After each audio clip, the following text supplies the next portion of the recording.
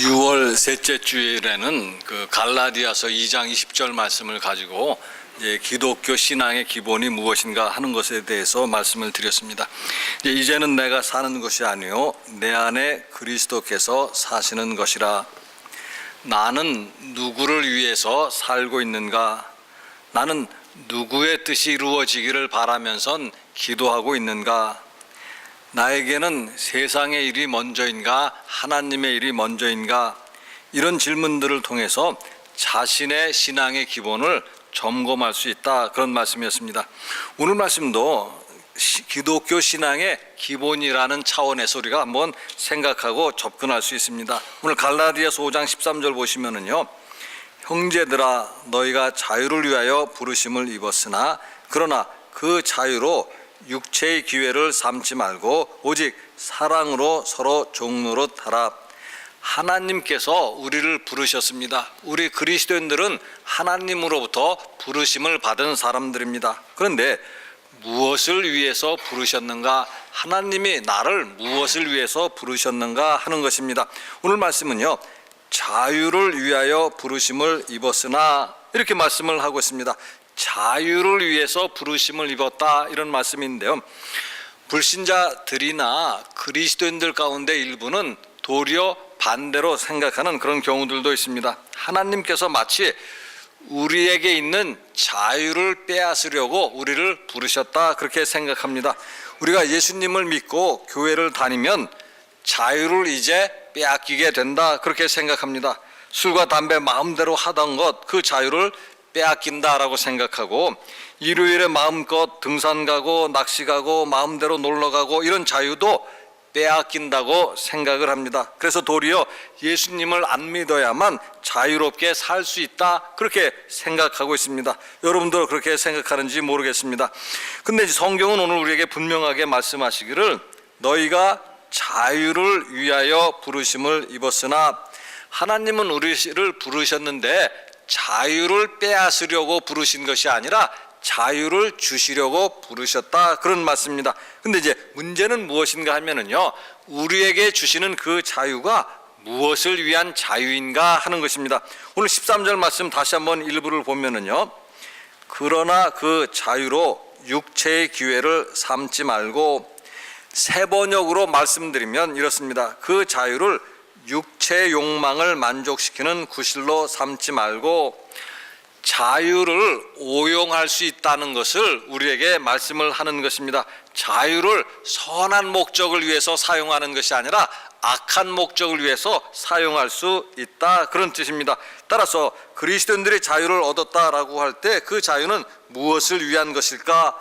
선한 목적을 위한 것일까? 악한 목적을 위한 것일까?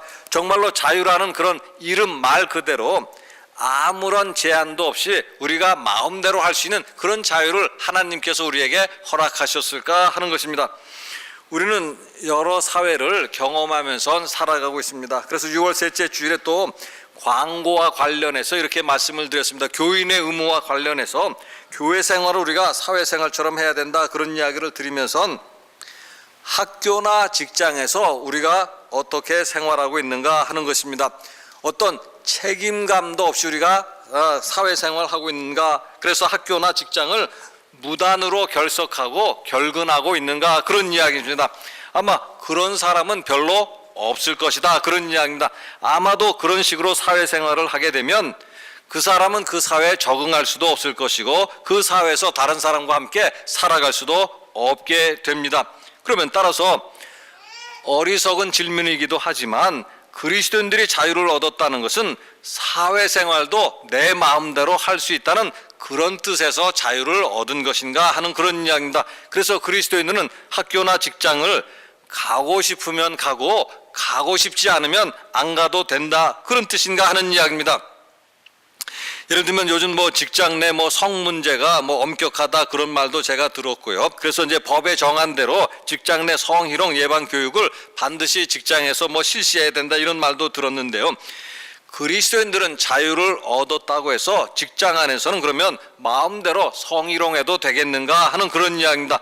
우리는 율법으로부터 자유를 얻었다 그런 말씀도 듣는데, 십계명에 보면 살인하지 말라, 간음하지 말라, 도둑질하지 말라 그런 말씀도 있습니다. 그렇다고 한다면 그리스도인들은 그런 십계명에서 자유를 얻었기 때문에 살인해도 좋고 간음해도 좋고 또 도둑질해도 좋다는 말씀인가 하는 것입니다.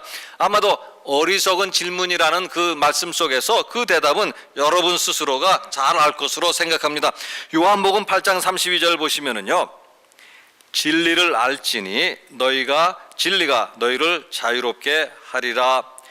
근본 우리는 자유를 얻은 사람들인데, 그 자유를 얻었다는 것은 다른 것이 아니라 죄로부터 자유를 얻었음을 뜻하는 것입니다. 전에 우리는 죄의 종으로 살았다. 죄의 종이라는 것은요, 죄가 우리의 주인이고 우리는 죄의 종이다 그런 이야기입니다. 따라서 죄가 우리의 주인이기 때문에 죄가 시키는 대로 살아갈 수밖에 없었다 그런 이야기입니다. 그런데 예수 그리스도를 믿고 예수 그리스도로 말미암아 우리가 구원을 얻었다라는 것인데요, 그 구원을 얻었다는 것은 더 이상 죄에게 종노릇하지 아니한다 그런 뜻입니다. 로마서 6장 6절에 보시면은요, 우리가 알거니와 우리의 옛사람이 예수와 함께 십자가에 못 박힌 것은 죄의 몸이 죽어 다시는 우리가 죄에게 종노릇하지 아니하려 함이니, 우리의 옛사람이 예수님과 함께 십자가에 못 박혔는데 그것은 다름이 아니라 이제 우리가 죄의 종이 아님을 하나님께서 만들어 주셨다 그런 이야기입니다. 이제는 우리가 죄의 종이 아니라 그리스도의 종이 되었다 그런 이야기입니다. 그래서 오늘도 우리는 예배 때 이런 죄의 고백을 했습니다. 원하는 선은 행치 아니하고 원하지 않는 악을 행하였나이다. 우리는 마음을 다하여 주를 사랑하지 않았으며 내 이웃을 내 몸과 같이 사랑하지도 않았나이다. 왜 우리는 선을 원하면서도 자신이 원하는 선을 행하지 아니하는가 그런 이야기입니다. 왜 우리는 마땅히 이웃을 사랑해야 한다는 것을 알면서도 도리어 이웃을 미워하는가 하는 것입니다. 그것은 바로 우리가 죄의 종이기 때문이다 이런 말씀입니다. 그런데 예수님은 우리를 구원하셨다는 것이고 그 죄로부터 우리에게 자유를 주셨다 그런 이야기입니다. 따라서 우리가 여기서 자유를 얻었다는 것은 무엇을 뜻하겠는가 하는 것입니다. 전에는 선이 좋다는 것을 알고 선을 원하면서도 선을 행하지 아니했다 그런 이야기입니다. 그러나 지금은 우리가 선을 행할 수 있다 그런 뜻이고요. 전에는 이웃을 사랑하지 아니하고 미워했다고 한다면 지금은 이웃을 미워하지 아니하고 이웃을 사랑할 수 있다 그런 이야기입니다. 그것이 바로 하나님이 우리를 구원하신 결과인 것이고, 그것이 바로 우리가 믿음 안에서 살고 있다는 증거인 것이고, 그것이 바로 우리가 진리 안에서 살고 있다는 증거이다 그런 이야기입니다.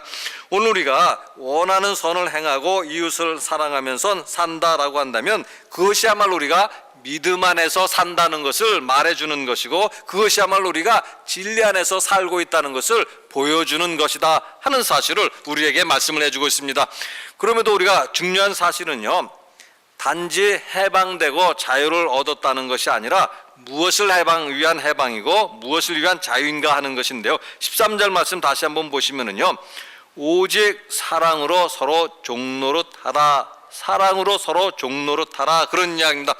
자유를 얻은 것은 자기 마음대로 하고 싶은 그런 자유를 의미하는 것이 아니라 사랑으로 서로 섬기는 것에 그 목적이 있다 그런 이야기입니다. 그러면서 우리가 사랑으로 서로 섬기지 못할 경우에 우리는 반대의 경우를 먼저 생각해 볼 수 있다라는 것인데, 어떤 결과, 어떤 삶이 우리에게 있을까 그런 이야기입니다.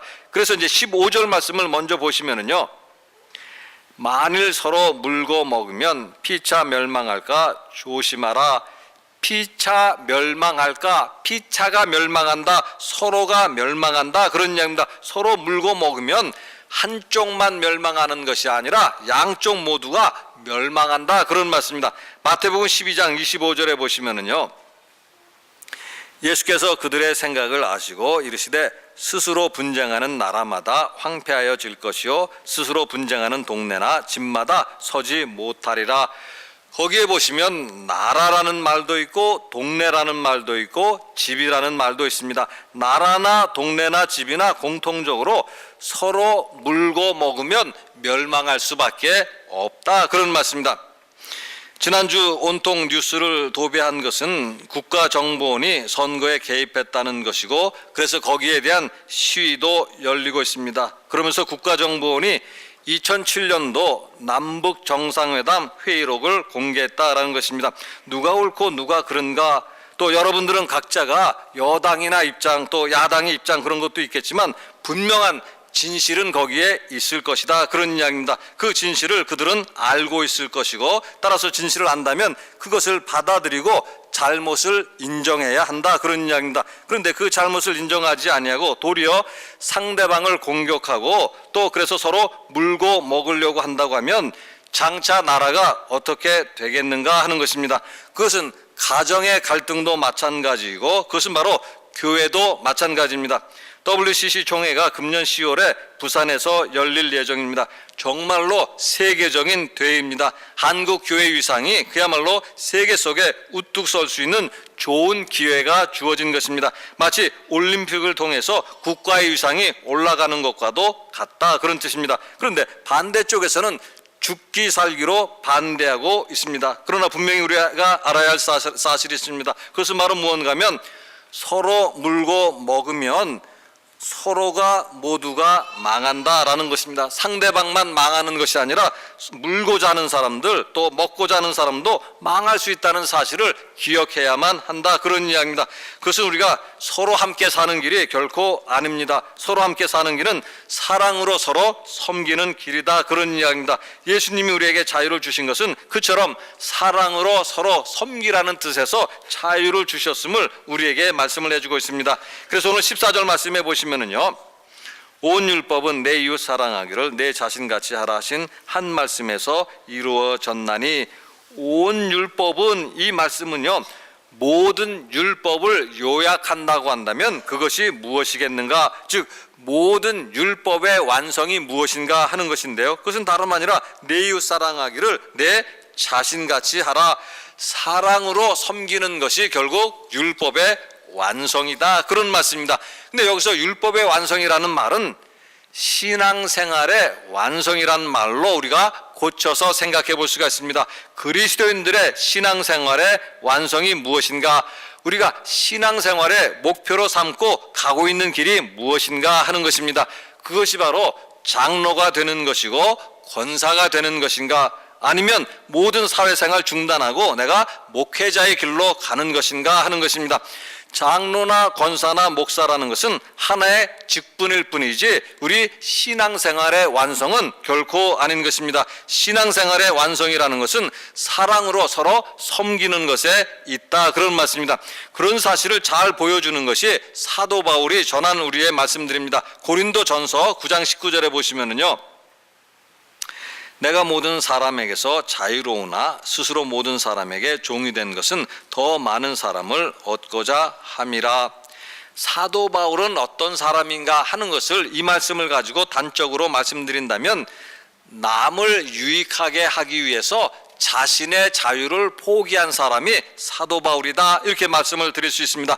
일반 사회에서는 우리가 누군가의 종노릇 해야만 합니다. 직장에서는 일반적으로 부하 직원이 상관의 종노릇 해야 합니다. 그러나 교회에서는 누구에게도 종노릇하고 억지로 섬길 이유가 하나도 없는 것입니다. 사도 바울은 분명히 종이 아닙니다. 누구에게도 매인 사람이 아닙니다. 그는 분명히 그리스도 안에서 자유를 얻은 자유인입니다. 그럼에도 그가 모든 사람들에게 종이 되었다고 선언을 하고 있습니다. 그 이유가 무엇인가 하면 많은 사람을 얻고자 함이라. 많은 사람들을 구원의 길로 인도하기 위해서 스스로 종이 되었다고 선언하고 있습니다. 즉 하나님 나라를 위해서 자발적으로 자신을 낮추고 종이로 섬겼다, 그런 이야기입니다. 자신을 높이고 내가 섬김을 받겠다고 하면 그것이 바로 멸망하는 길임을 사도 바울은 알고 있었고, 그래서 결국 자신을 낮추고 내가 섬기겠다고 함으로써 자신도 살고 다른 사람도 살게 하였다, 그런 이야기입니다. 특별히 그와 관련하여서 좋은 말씀의 예가 고린도전서 8장 13절의 말씀입니다.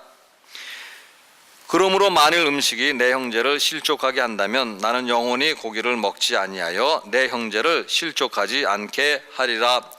우상에게 바쳐졌던 고기를 그리스도인들이 먹을 수 있는가 하는 것인데, 원칙적으로는 우상은 아무것도 아니기 때문에 그리스도인들이 그 고기를 먹을 수 있다라는 것입니다. 그런데 만일 그 문제로 넘어지는 사람이 있다고 한다면 어떻게 하겠는가?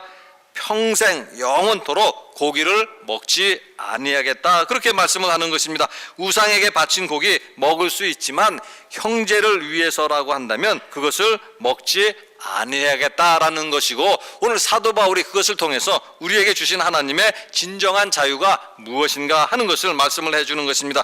자신의 욕망을 위해서 자기 뜻대로 사는 것이 자유가 아니다, 그런 이야기입니다. 하나님의 나라를 위해서 하나님의 뜻대로 사는 것이야말로 진정한 자유인 것입니다. 이웃을 사랑하면서 이웃을 섬기는 것, 이것이 진정한 자유다, 그런 이야기입니다. 왜냐하면 그것은 진리 안에서 자유를 얻은 사람들만이 행할 수 있는 삶의 모습이기 때문이다, 그런 이야기입니다. 여러분들 예수님 믿고 진정한 자유인으로 그런 삶을 사시는 교우 여러분 되시기를 바라겠습니다. 같이 기도하시겠습니다.